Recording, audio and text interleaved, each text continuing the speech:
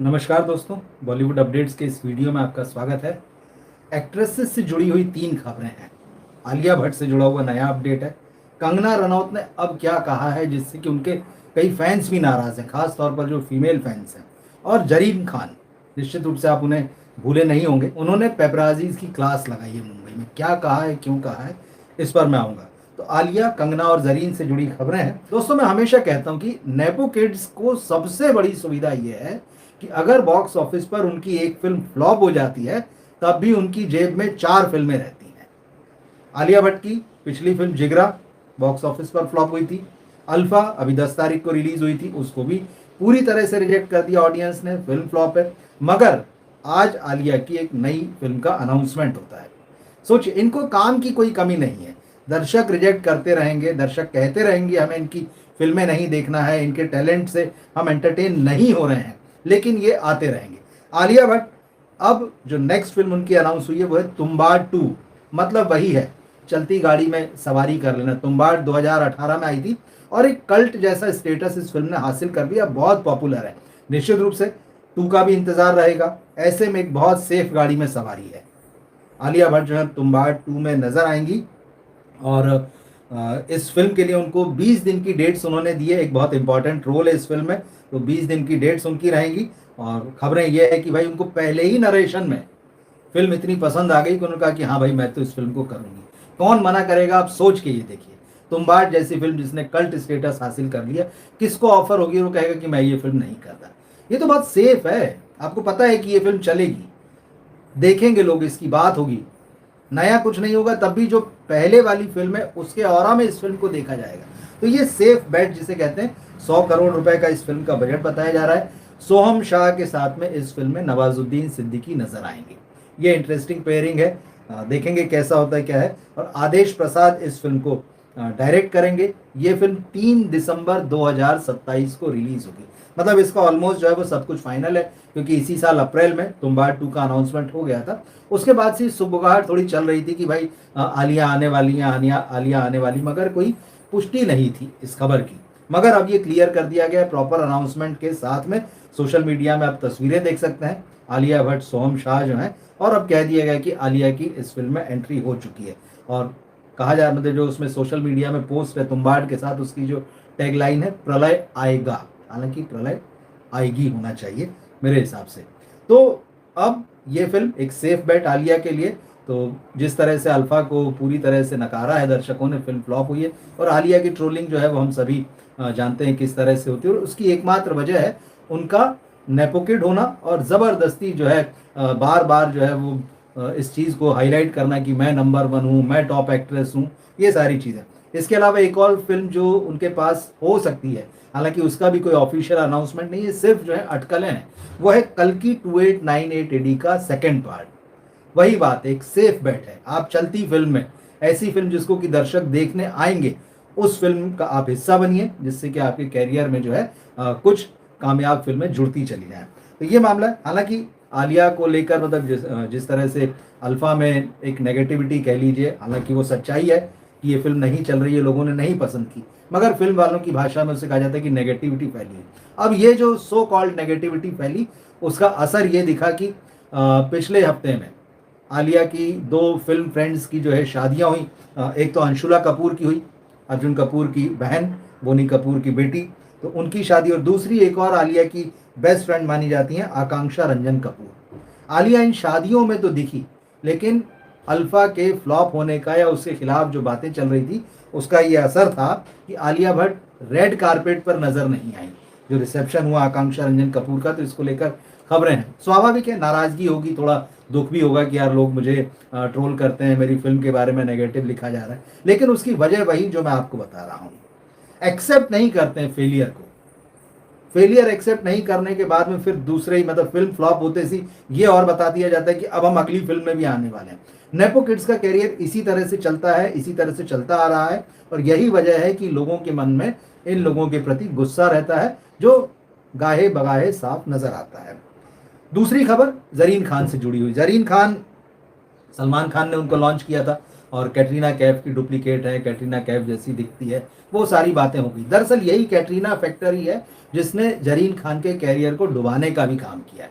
वो बेचारी परेशान हो गई मीडिया के इन सवालों का जवाब देते देते कि आप क्या सोचती हैं कि कैटरीना के जैसा आपका लुक है। फाइनली ये हुआ कि भाई बॉलीवुड को लगभग अलविदा कहकर जो है वो पंजाबी फिल्मों में चली गई। 2010 में उनको सलमान ने लॉन्च किया था। लास्ट टाइम वो 2 साल पहले मेरे ख्याल से एक फिल्म आई थी, मेरे ख्याल से वो फिल्म जियो पे या अमेजन पर थी, और वो थी हम भी अकेले तुम भी अकेले, ये जियो हॉटस्टार पर थी।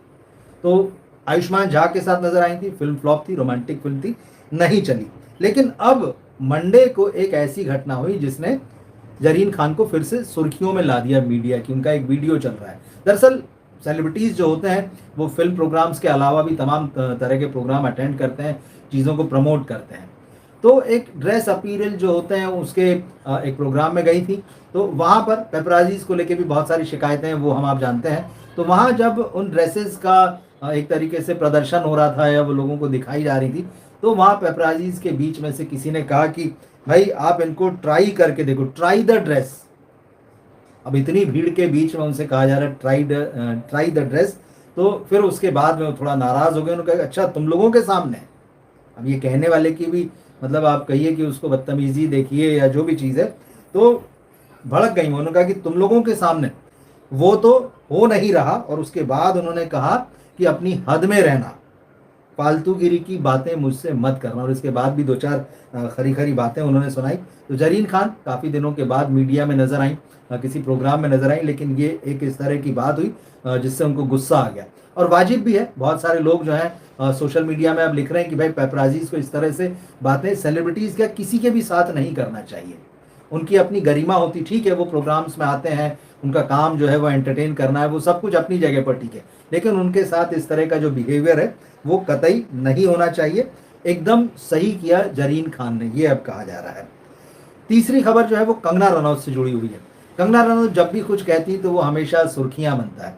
दरअसल यहाँ पर मामला जो है वो उत्तर प्रदेश की जो गवर्नर है आनंदीबेन, उन्होंने कुछ दिनों पहले यूपी के एक प्रोग्राम में मंच से कहा था कि भाई महिलाओं को जो है वो खाना बनाना आना चाहिए, उनको मदर की भूमिका निभानी बहुत अच्छे से आना चाहिए। उन्होंने कहा कि आप चाहे टीचर बन जाएं, चाहे आईएएस ऑफिसर बन जाएं, अपना ये जो एक उनका जो रोल है, आनंदीबेन जी का कहना था कि ये उसमें उनको परफेक्ट होना चाहिए। और साथ ही उन्होंने पेरेंट्स से भी कहा कि भाई अपनी लड़कियों को ये सारी चीज़ें सिखाना चाहिए। इसलिए अब जो उन्होंने कहा, इसलिए कि जब वो ससुराल में जाएं तो किसी तरह की मुश्किल उन्हें पेश ना आए, और कभी मुश्किल आती है तो उनको इतना मजबूत और इतना अपने पैरों पे खड़े रहना हमें सिखाना चाहिए कि उन मजबूत परिस्थितियों का वो सामना कर सकें और अपनी लाइफ को इंडिपेंडेंटली भी जी सकें। अब इसके बहुत अलग अलग रेफरेंसेस में जो है बातें की गई, उनकी भी आलोचना हुई। किसी ने कहा कि ये जिम्मेदारी घर संभालने की, खाना बनाने की सिर्फ महिलाओं की, क्यों ये पूरा एक डिस्कोर्स जो है वो पूरा जो बहस है वो चल रही है सोशल मीडिया में। अब कंगना रनौत ने इसको लेकर एक पोस्ट लिखा। अब उन्होंने उसमें जो लिखा, उन्होंने बताया कि भाई मैं छोटी थी तो मेरा भाई खेलता था, मैं गुड़िया बनाती थी, ये इस तरह की कुछ चीज़ें ये पहले भी बोल चुके हैं। मगर एक चीज़ कंगना ने जो कही वो ये कहा है कि हमको मतलब महिलाओं को ये सब सीखने की ज़रूरत नहीं है कि खाना बनाना, घर संभालना। उन्होंने कहा हमको ये सीखने की ज़रूरत नहीं है, ईश्वर ने हमें मानवता को पालने पोसने की जिम्मेदारी दी है। कंगना कह रही महिलाओं के जिम्मे ये है कि वो मानवता या मनुष्यता या समाज परिवार जो भी है उसके पालन पोषण की जिम्मेदारी ईश्वर ने स्त्रियों को दी है, महिलाओं को दी है। और इसीलिए महिलाओं को देवी, शक्ति, अन्नपूर्णा, माता जैसे शब्दों से संबोधित किया जाता है। और ये भी उन्होंने कहा कि भाई ये जो काम है खिलाना, पालन पोषण करना, उन्होंने कहा इसमें आनंद आता है, इसमें एक मतलब एहसास है कुछ, मतलब फुलफिलमेंट जैसा। अब कंगना ने ये बात कही तो एक तरीके से उन्होंने आनंदीबेन की बात का समर्थन किया। बहुत सारे लोग, जैसे मैंने कहा कि राज्यपाल हैं, उन्हीं की बातों का विरोध कर रहे थे और अलग बहुत तरह की बातें हो रही थी।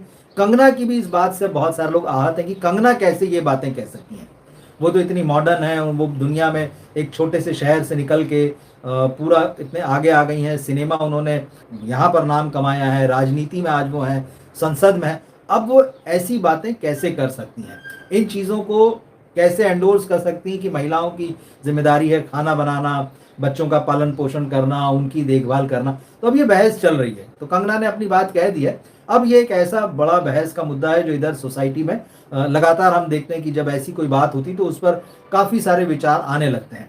आप क्या सोचते हैं इस मामले में, कमेंट बॉक्स में लिखकर जरूर बताइएगा। और ये जो खबरें मैंने आपको बताई हैं इनके बारे में भी अपनी राय जरूर दीजिएगा। मिलते हैं फिर हम अगले वीडियो में। नमस्कार।